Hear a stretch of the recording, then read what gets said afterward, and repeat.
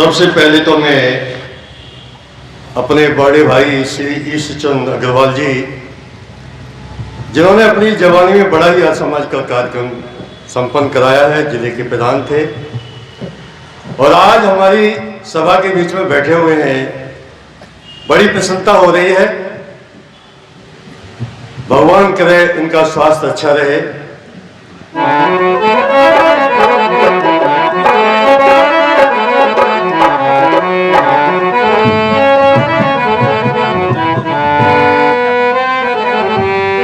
उस तन की बड़ाई कौन करे जिस तन ने किए शुभ कार्य नहीं। वह नारी निंदा के योगी सदा जिस नारी के नैनों में लाज। समझो उस देश को नरक अभय जिस देश में राज स्वराज नहीं। उस नगरी की शोभा फीकी है जहाँ कायम भारी समाज। वह पूत कपूत कहाता है जिसको निज कुल की लाज नहीं। संगीत वहाँ कोई क्या गाए जहाँ मिले हुए सरसार।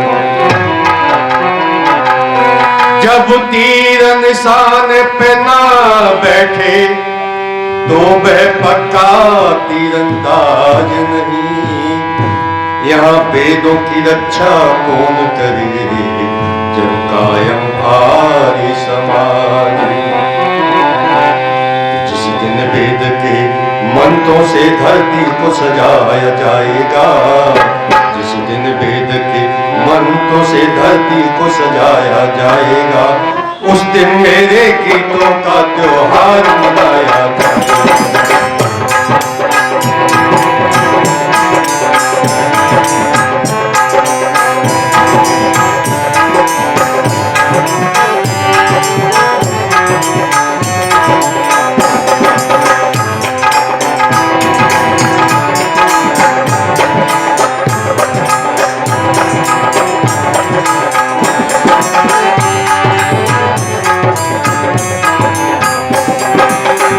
में सोना बुझेगा झूमेगी डाली डाली। वीराने की को जिस दिन पैदा होगी हरियाली। वो वीराने की को जिस दिन पैदा होगी हरियाली।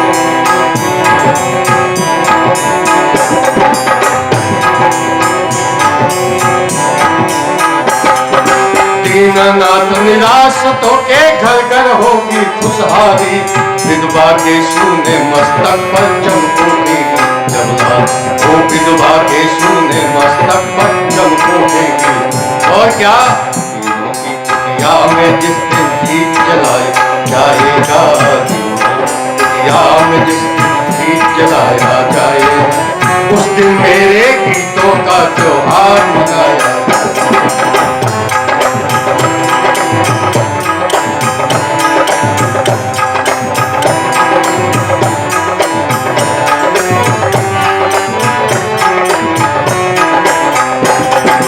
खलिहानों में खाली झोली भर जाएगी मेहनत से। सदियों का मासूम लड़क पंजा गोठेगा। वो सदियों का मासूम लड़क पंजा गोठेगा।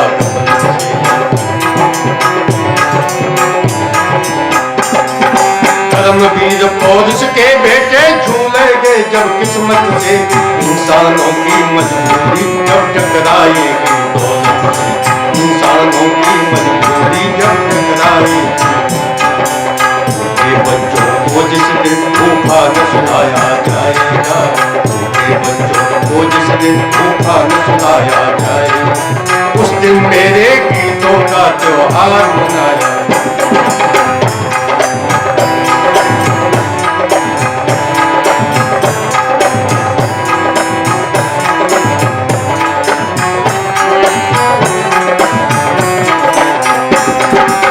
धन के बाजारों में काले चोर नहीं होंगे, मदिरा के सौदाई जिस दिन तन के चोर नहीं, ओ मदिरा के सौदाई जिस दिन तन के चोर नहीं।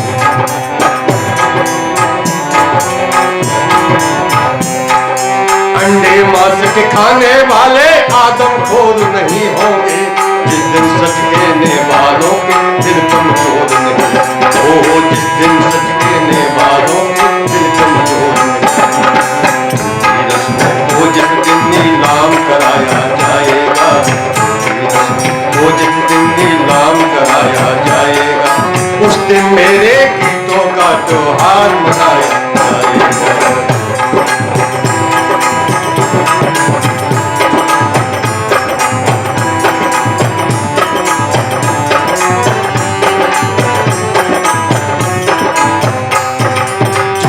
वीर शहीदों की कुर्बानी की पूजा होगी, सब कुछ दिया देश हित पन्ना दाई की पूजा, ओ सब कुछ दिया देश हित पन्ना दाई की पूजा।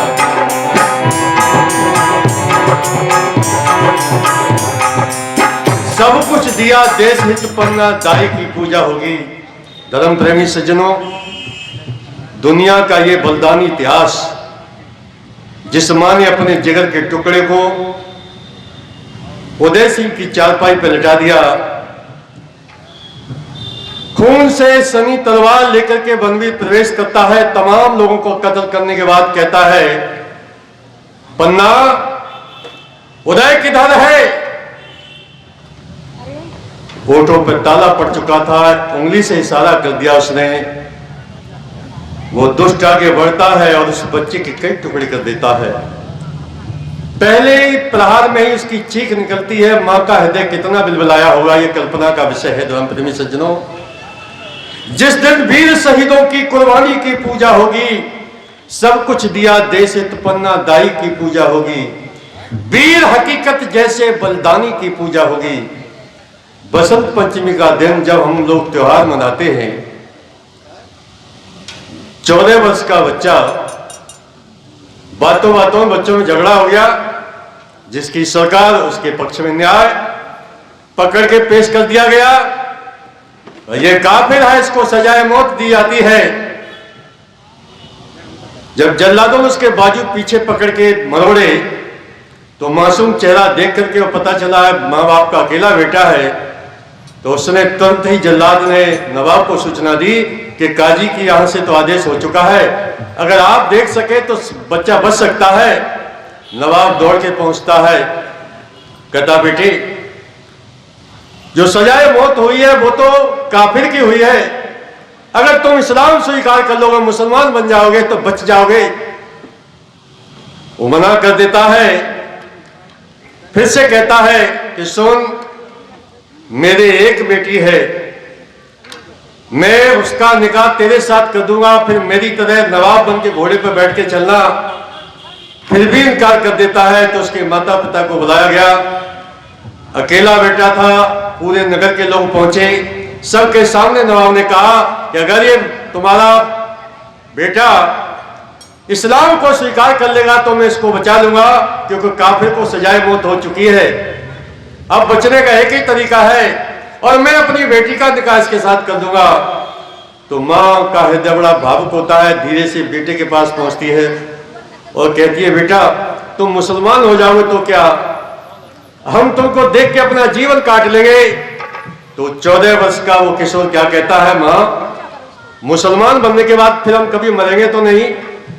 इसका जवाब किसी के पास नहीं था। धर्म प्रेमी सज्जनों, 2 खूंटे आगे गाड़े गए, बाजुओं को कस दिया गया, 2 खूंटे पीछे गाड़े गए, पैरों को कस दिया गया और एक पत्थर गर्दन के नीचे रखा गया और बिस्मिल्लाह रहमान रहीम करके तलवार की धार जब पड़ती है उसकी गर्दन पर, तो गर्दन कट के सीधी रावी नदी में जाके गिरती है।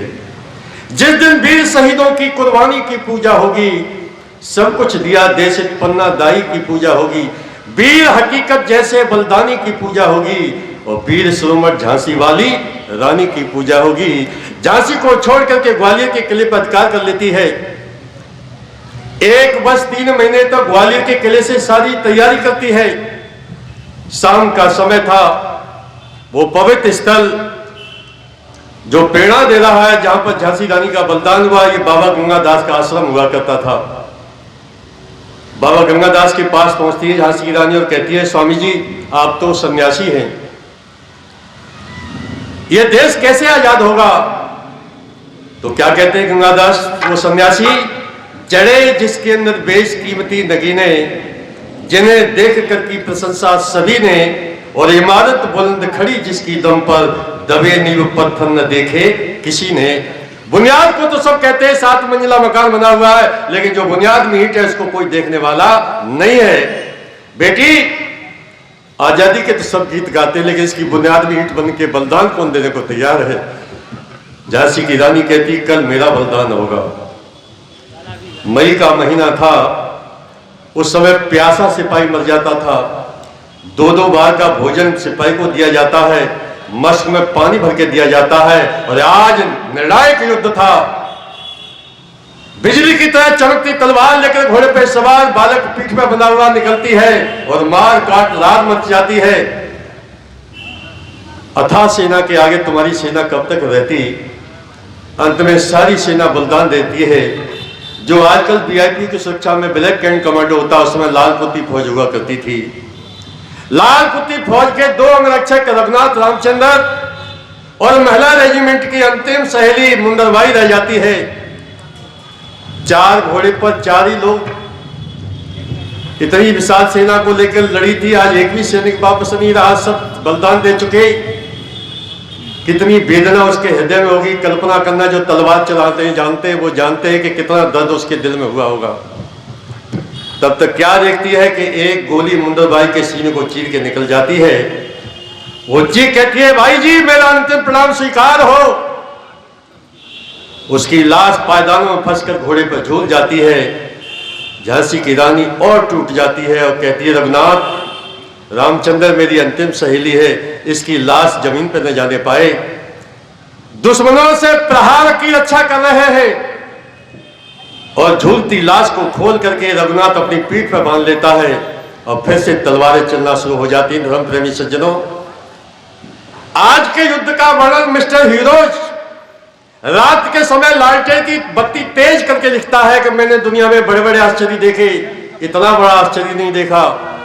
वो आश्चर्य क्या था कि जिस अंग्रेज ने मुंदरबाई को गोली मारी थी, वो सामने दिखाई पड़ जाता है। झांसी की रानी चीखती हुई आगे निकलती है। एक हाथ में बाग है, बालक पीठ पर बंधा हुआ है, और एक हाथ में बिजली जैसी चमकती तलवार है। उस अंग्रेज के पेट में झट सीधे तलवार मारती है। कम से कम उसका वजन मान लो 70 किलो रहा होगा। एक हाथ में बाग और एक कलाई से 70 किलो की लाश को उठा कर धड़ाम सीधी जमीन पर मार देना, ये किसी मामूली महिला का काम नहीं था। ह्यूरेज लिखता है, wonderful, most wonderful, most wonderful. मैंने बड़ी बड़ी वीरांगनाएं देखी, लेकिन आज जो झांसी रानी की कलाई को मैंने देखा, क्या लिख सकता हूं उसके लिए। दुश्मन हमारी प्रशंसा करता है। जरा विचार करना भाई साहब, देख रहे हैं हम 50 किलो का बाट दोनों हाथ से पकड़ते तो सीने तक खींच के ला पाते, और जरा से ढीले पड़ गए तो बाट हमको नीचे खींच ले जाता है।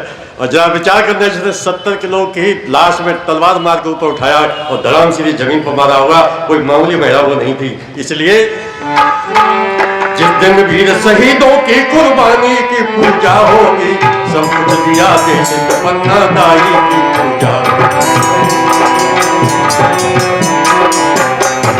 वीर हकीकत जैसे बलिदानी की पूजा होगी, वीर शिरोमणि झांसी वाली रानी की पूजा। ओ वीर शिरोमणि झांसी वाली रानी, आनंद के सपनों को साकार बनाया जाएगा, आनंद के सपनों को साकार बनाया जाएगा। उस दिन मेरे गीतों का त्योहार मनाया जाएगा।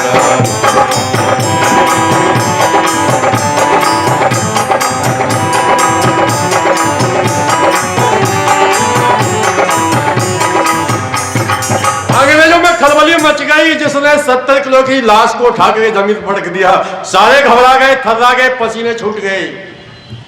सब के सब एक साथ प्रहार करते हैं। एक तीर झांसी की रानी की आंख में लगता है। जब तक वो तीर को निकालती है तब तक गोली टांग तोड़ देती है, और जब टांग को संभालती है तब तक तलवार के परास से आधी गर्दन कट जाती है।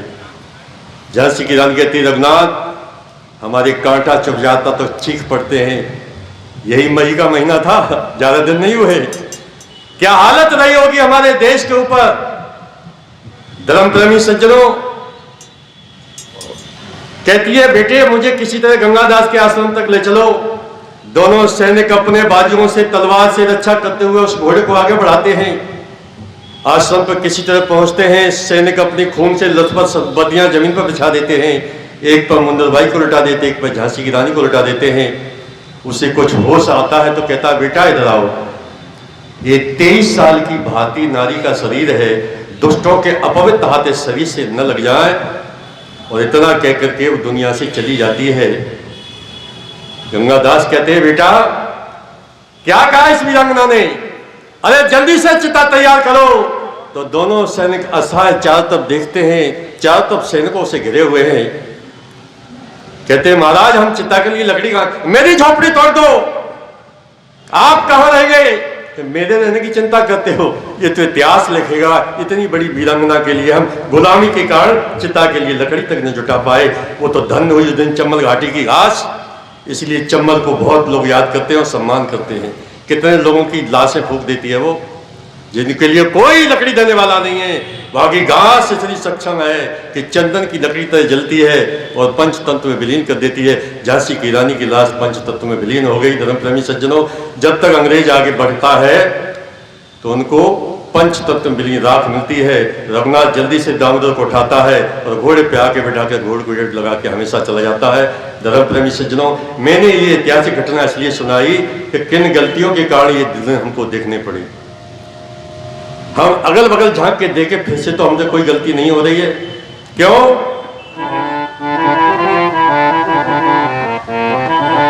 बुलबुलों गर तुम्हारा चमन रुक गया, बुलबुलों गर तुम्हारा चमन रुक गया, आशियाना बनाने कहाँ जाओगे, बुलबुलों गर तुम्हारा चमन रुक गया।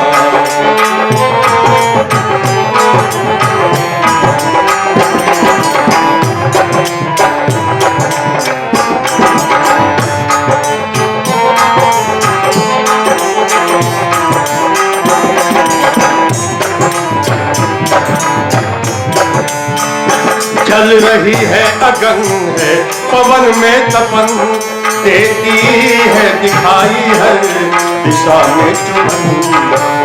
आज हम आजाद बैठे हैं और तब भी सुरक्षित नहीं है। चल रही है अगन है पवन में तपन, देती है दिखाई है दिशा में चुभन।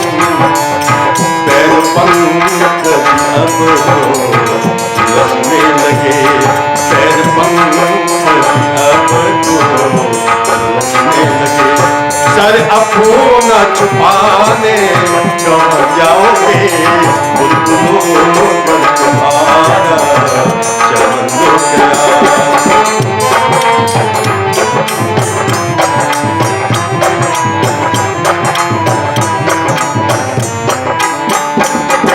आज समाचार पत्रों में आप देखते हैं कि किसी देश में शरणार्थी भागते तो दूसरा देश उनको शरण दे रहा है। अभी अभी अफगानिस्तान में भगदड़ मची थी, इससे पहले कितने ऐसे तूफान उठते रहे। 47 में भारतवर्ष में भगदड़ मची थी, इंदिरा जी की मौत के बाद भगदड़ मची थी। उसमें कैसे कैसे बच्चे, नादान बच्चे जो बोलना भी नहीं जानते थे, उनकी गर्दनें काट दी गई थी।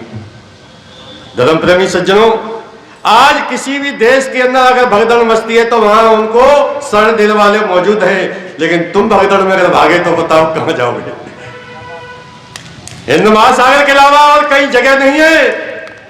इसलिए जो वक्त को नहीं पहचानते उन्हें मिटना होता है। तलवारों से बच जा तो उन्हें फूलों से कटना होता है। शिला चाहे जितनी भारी हो, नदी की धार से उसे हटना होता। बुलबुलों गर तुम्हारा चमन रुक गया, आशियाना बनाने कहाँ जाओगे, उन पल न लगेंगे किसी काल पर।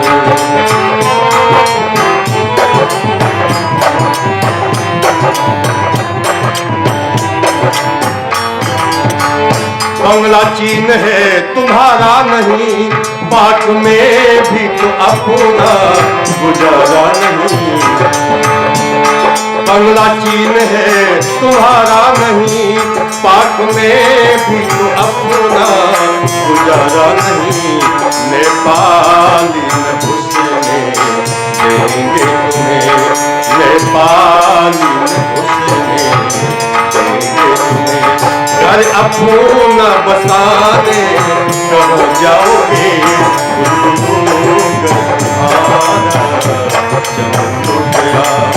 आशियाना बनाने कहाँ जाओगे।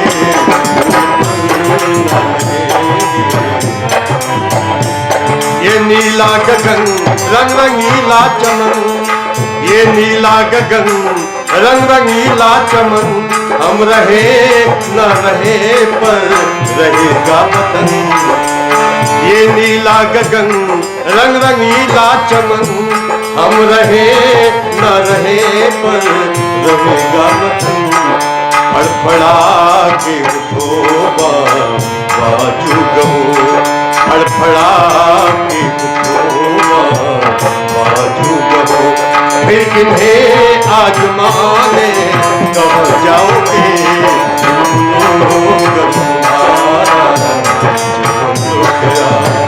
आशियाना बनाने कहाँ जाओगे।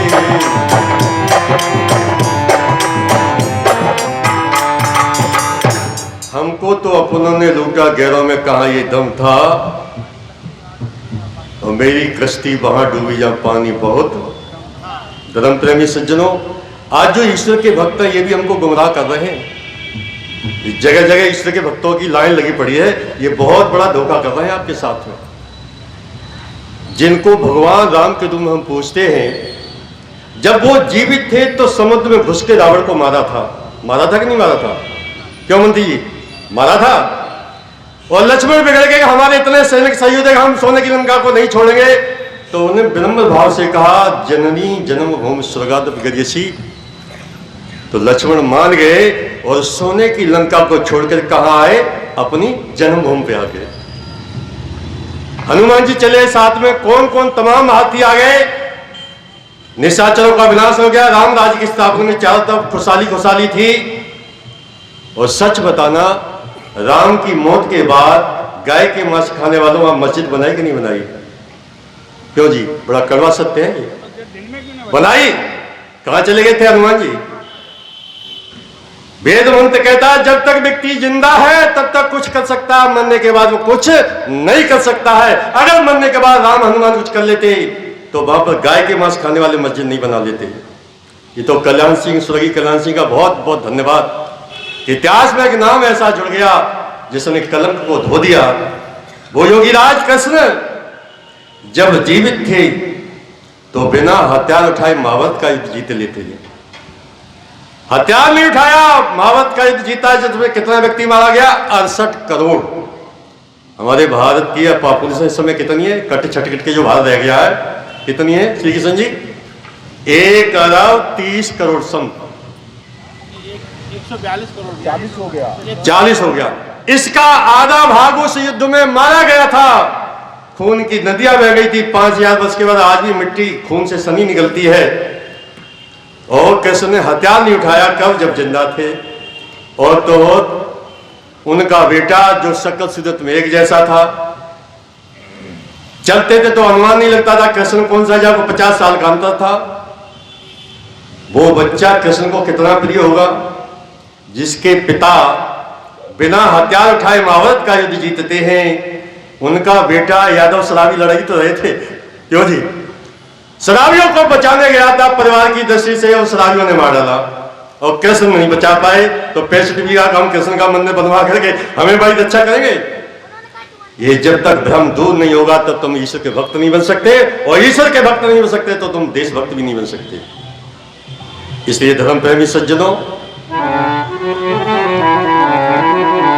पद गफलत से उठाओ तो कोई बात बने, पद गफलत से उठाओ तो कोई बात बने, दीप से दीप जलाओ।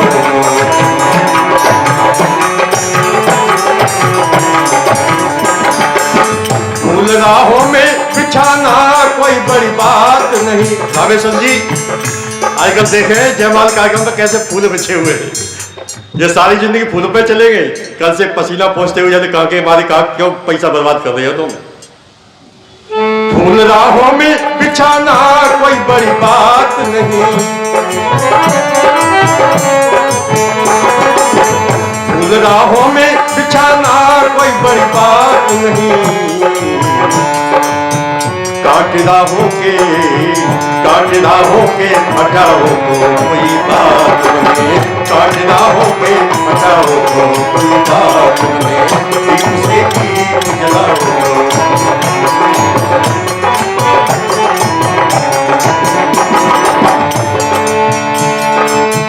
हंसने वालों से कुछ लोग जला करते हैं, हंसने वालों से कुछ लोग जला करते हैं,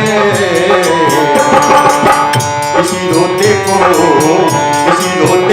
हंसाओ तो कोई बात नहीं, किसी रोते को हंसाओ तो कोई बात नहीं, दीप से दीप जलाओ।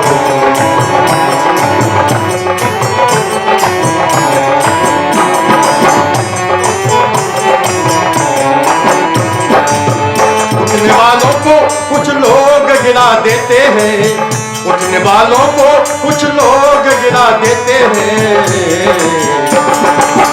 किसी गिरते को उठाओ तो कोई बात नहीं, किसी गिरते को उठाओ तो कोई बात नहीं, दीप से दीप जलाओ।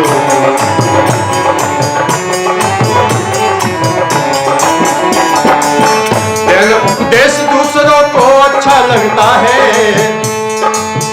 पर उपदेश कुशल बहुत दे, दूसरों को उपदेश देने बड़ा अच्छा लगता है, और जब अपने ऊपर शिकंजा कसा जाता है तो बिलबिला जाते हैं। देना उपदेश दूसरों को अच्छा लगता है,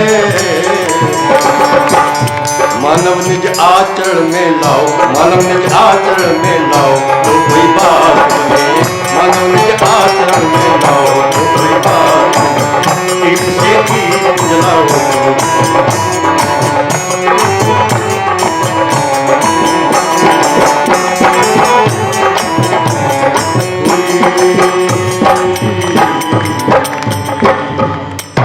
मेरा समय पूरा होता है। बहुत बहुत धन्यवाद आप सबका, आप सबके दर्शन की।